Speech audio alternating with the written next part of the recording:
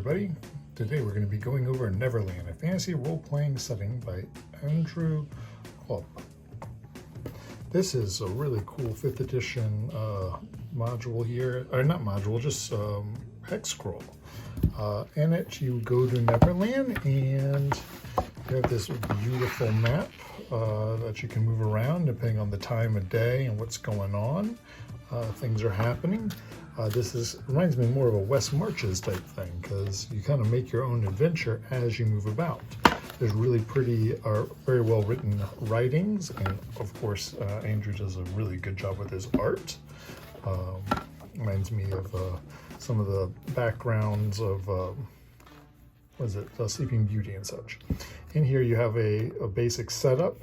They tell you kind of how everything goes. You have a timer, you have a lunar calendar, you have all these little things that you have to keep track of, and then from there you start doing stuff. There's advanced rules, there's the whole cast, which is really cool. There's some spoilers in there, so let's not get too far ahead, right? There's the island itself, which has, basically everything's on one page. So if you're at the peninsula, you can roll to see what time it is or what's going on. Depending on what time it is, something's happening. During the chime hour, something strange happens, and you can see here that there are some exploration events that can happen.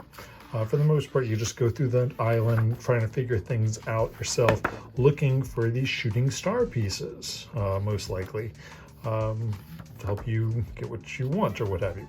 There's one area, the Skull, which is a big procedural generated dungeon, which is really kind of scary to do. There's a little bit of the land of elves, so that's really cool to see in there.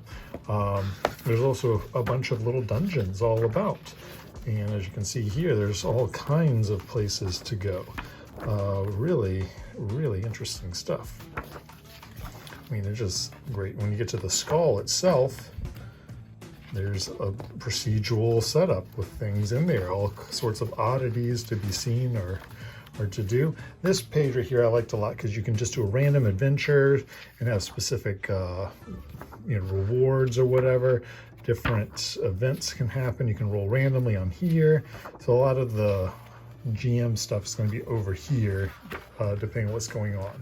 There's also a few little stories that are kind of fun that you could kind of hand out to the players to have them maybe learn a couple little things. There's a really cool sketchbook in the back showing you all his ideas and all the inspirations and such like that. Really very helpful to get you in the right mindset.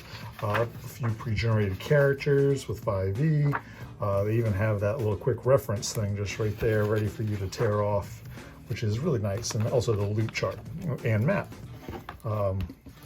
Neverland is fantastic. I ran this for quite some time. Sadly, I wasn't able to ever finish it, but it was really cool while we played. I really did like the open feel of it. Sadly, I just didn't have enough players for the game shop, so we had to shut it down. But Neverland is a place I'd like to go back to at some point in the future. It's always good to feel like